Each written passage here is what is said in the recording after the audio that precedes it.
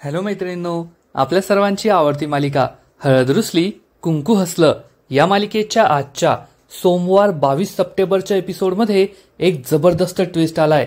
कृष्णा आणि दुष्यंत या दोघांचं लग्न तर होतंय, दोघांच्या लग्नाच्या मंगलाष्टकाला सुरुवात तर झालीये, परंतु त्याच वेळेस गौतमी तेथे पोहोचणार आणि गौतमी ही दुष्यंतला आत्महत्या करण्याची धमकी देईल की माझ्याशी लग्न कर नाहीतर मी विष पिऊन जीव देणार।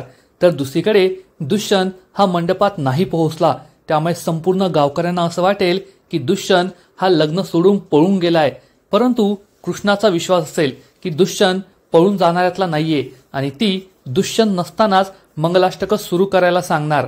मग कृष्णा आणि दुष्यंतचं लग्न होईल का? खरंच कृष्णाची हळद रुसणार का, कुंकू हसणार का? हे सगळं जाणून घेण्यासाठी हा व्हिडिओ शेवटपर्यंत नक्की पहा। कृष्णा ही दुष्यंतला सांगते, दुष्यंत सरकार पहा, जयकांतच्या हाताची जखम दिसते, नक्कीच त्यानेच माझ्यावर हल्ला केला असावा। हे ऐकून दुष्यंत खूप चिडतो आणि म्हणतो, कोणाबद्दल बोलतीयेस, काय बोलतेस, तुला कळतंय का? जयकांत हा सुद्धा रांगणे पाटील आहे आणि आमच्या घराण्यातला मुलगा असं वागूच शकत नाही, तो असं काही करूच शकत नाही। हे ऐकून कृष्णाला मोठा धक्काच बसतो आणि ती गप्प बसते। दुष्यंतला समजतं की त्याने आवाज चढवलाय आणि तो म्हणतो, सॉरी, माझा आवाज थोडा चढला, पण जयकांत असं करणं शक्य नाही, मी त्या माणसाला शोधतोय, पोलिसांनाही सांगितलंय, तू काळजी करू नको, सगळं काही ठीक होईल। कृष्णाला हे पटत नसतं, पण दुष्यंतबद्दल याबद्दल बोलायला नको म्हणून ती गप्प बसते। तर इकडे जयकांत हा आपल्या मित्रांबरोबर झिंगाटून मस्त डान्स करत असतो।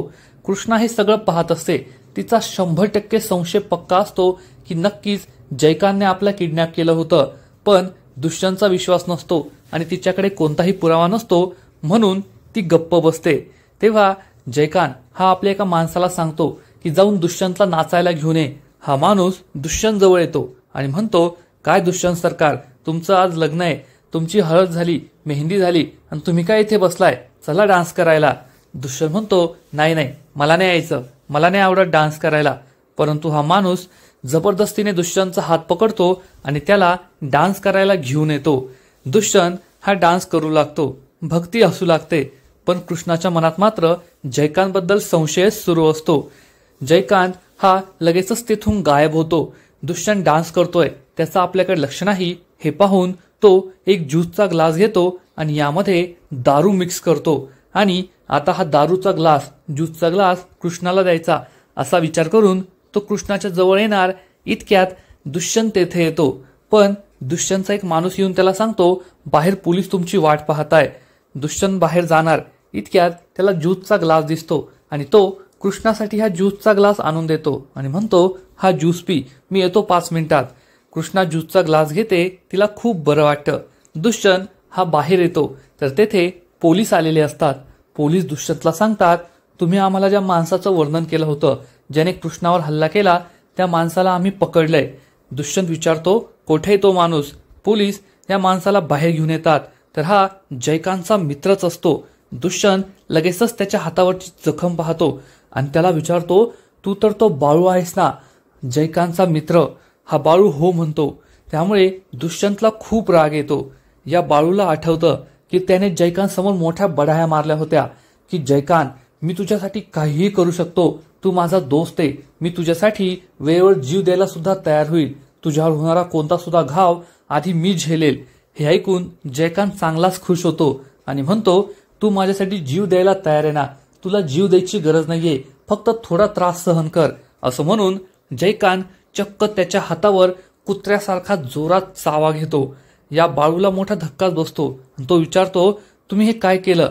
तर जयकांत म्हणतो, आता तुला जीव द्यायची गरज नाहीये, आता अतिप्रचंड वेगाने पोलिसांकडे जायचं आणि गुन्हा कबूल करायचा की कृष्णाला तू किडनॅप केलं होतं।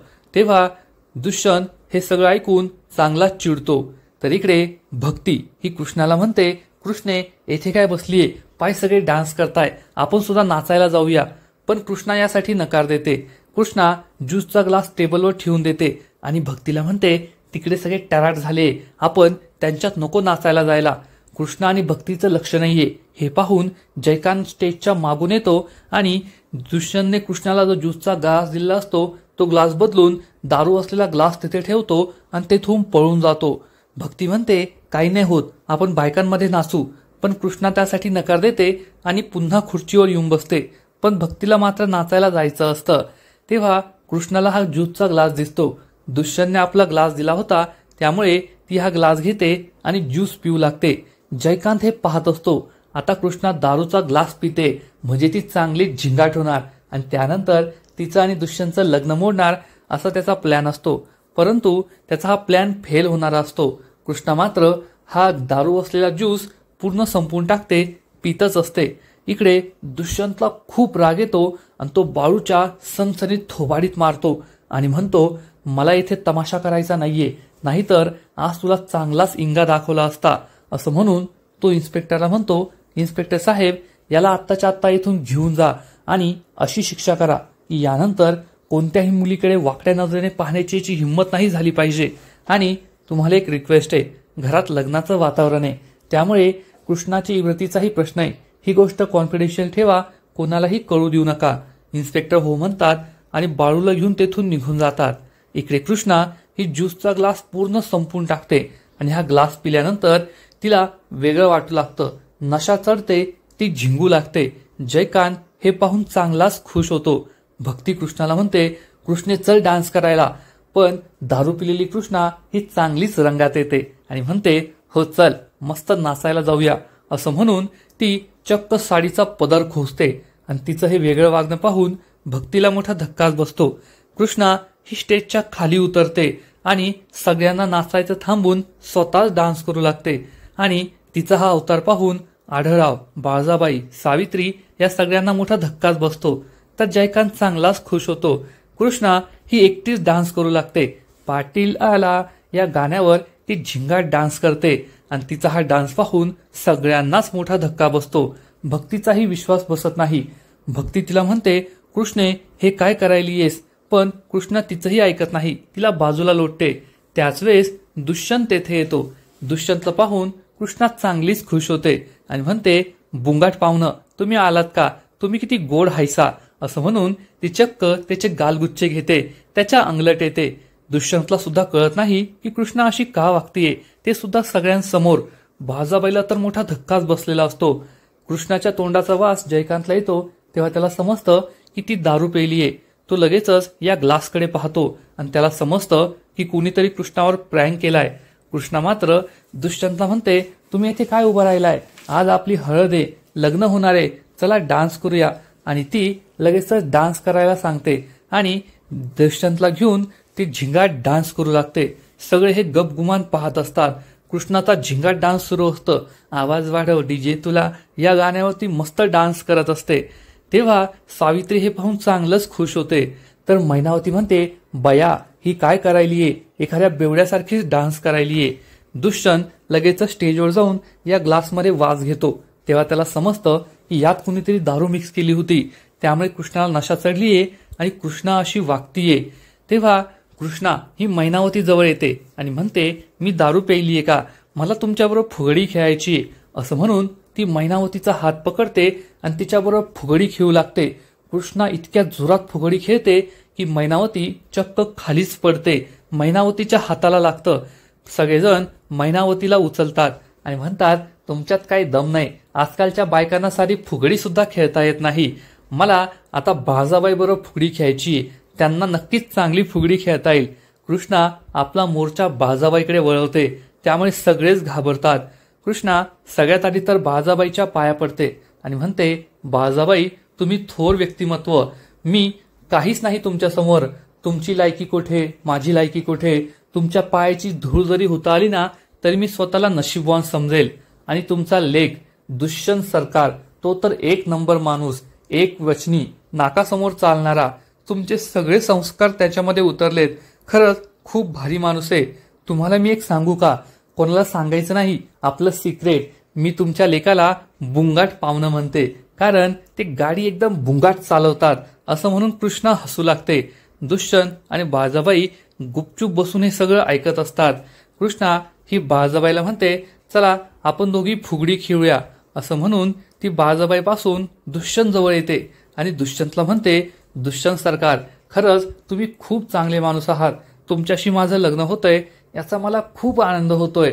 ही माझी भक्ती आहे ना, ती नेहमी म्हणायची की तुझ्या आयुष्यात एखादा राजकुमार येणार आहे आणि खरंच माझ्या आयुष्यात राजकुमार आलाय. माझं तुमच्याशी लग्न होतंय. दुष्यंत कृष्णाला गप्प बसायला सांगतो, पण कृष्णा काही ऐकत नाही आणि डीजेवाल्याला पुन्हा एक गाणं लावायला सांगते आणि दुष्यंतच्या आजूबाजूला झिंगाट डान्स करू लागते. सगळे तिचा हा डान्स पाहत असतात आणि हे सगळं पाहून बाळजाबाईच्या तळपायाची आग मस्तकात जाते आणि ती जोरात ओरडून म्हणते, बस झाला हा तमाशा. सगळेजण गप्प बसतात. कृष्णा गप्प बसते. दुष्यंत तिला शांत राहायला सांगतो. बाळजाबाई म्हणते, ए सावित्रे, काय संस्कार केले तुझ्या मुलीवर? ना मोठ्यांची चाड आहे, ना परिस्थितीचं भान आहे. दारू प्यायली ती दारू, हे संस्कार केले का तुझ्या मुलीवर? तेव्हा सावित्री म्हणते, नाही बहीणबाई, यात माझी काही चूक नाहीये. मी तिच्यावर असे संस्कार नाही केले. ती अशी का वागते ते मला समजतच नाहीये. मी शपथ घेते ती असं नाही करू शकत. बाळजाबाई ओढून म्हणते, तुझी शपथ गेली चुलीत. सगळं समोरासमोर दिसतंय. ती दारू पेलीये. थांब, तिची दारू मी उतरवते, चांगलाच धडा शिकवते. असं म्हणून बाळजाबाई कृष्णाच्या अंगावर धावून जाते तर दुष्यंत पुढे येतो आणि म्हणतो, आई थांब. तेव्हा बाळजाबाई खूप चिडते आणि विचारते, तू का मध्ये येतोयस? तर दुष्यंत म्हणतो, आई, यामध्ये कृष्णाची काहीच चूक नाहीये. मी तिला ज्यूस प्यायला दिला होता, पण त्या ज्यूसमध्ये कुणीतरी दारू मिक्स केली. तिच्यावर प्रँक केलाय, तिची चेष्टा केलीये. ती कधीच दारू पिऊ शकत नाही. मी तिच्या बहिणीला आणि तिला बोलताना ऐकलंय. तिला दारू या शब्दाची चीड आहे. दारू पिणाऱ्यांचा तिटकार आहे. मग अशी मुलगी कशी काय दारू पिऊ शकते? बाळजाबाईला खूप राग येतो आणि ती चिडून म्हणते, लग्नाआधीच तिची एवढी बाजू घेतलाय का तू? तिला इतका ओळखायला लागलाय का? असं म्हणून बाळजाबाई ही रागारागाने तेथून निघून जाते. तेवढ्यात जयकांत पुढे येतो आणि सगळ्यांना खोटं खोटं विचारतो, कोणाची हिंमत झाली अशी चेष्टा करण्याची? वहिनी साहेबांच्या ग्लासमध्ये कुणी दारू मिक्स केली? असं म्हणून तो आपल्या सगळ्या माणसांना जाब विचारतो. तेव्हा आढळरावांना संशय येतो की नक्कीच हे जयकांतने केलेलं असेल. तर कृष्णा मात्र नशेमध्ये बडबडत असते. तेव्हा दुष्यंत तिला शांत करण्याचा प्रयत्न करतो, पण कृष्णा काही शांत बसत नाही. बाळजाबाई ही रागारागाने तेथून निघून गेलेली असते. पुढील एपिसोडमध्ये आपण पाहू की कृष्णा आणि दुष्यंत या दोघांच्या लग्नविधीला सुरुवात होईल. परंतु मैनावती सगळ्यांना येऊन सांगेल की दुष्यंत त्याच्या खोलीत नाहीये. हे ऐकून सगळ्यांना मोठा धक्काच बसेल. गावकरी म्हणतील की दुष्यंत हा पळून गेलाय, पण कृष्णाचा यावर विश्वास नसेल. कृष्णा म्हणणार की नाही, दुष्यंत सरकार हे पळून जाणाऱ्यातले नाहीत, ते पळून गेलेले नसतील. तर दुष्यंत हा चक्क गौतमीला भेटायला आलेला असेल. गौतमी त्याला म्हणणार, माझ्याशी लग्न कर, नाहीतर मी आत्महत्या करेल. तर दुसरीकडे कृष्णा ही सगळ्यांना सांगेल की मंगलाष्टक सुरू करा. माझा विश्वास आहे की दुष्यंत सरकार नक्की येतील. मंगलाष्टक संपत असतील पण दुष्यंत आलेलं नसेल. पण दुष्यंत येणार का? गौतमीचं पुढे काय होईल? हे सगळं पाहणं खूपच इंटरेस्टिंग असणार आहे. तर मैत्रिणींनो, हळद रुसली कुंकू हसलं या मालिकेचे असेच नवीन नवीन अपडेट सर्वात आधी जाणून घेण्यासाठी व्हिडिओला लाईक करा, शेअर करा आणि चॅनलला सबस्क्राईब करायला विसरू नका. खूप खूप धन्यवाद.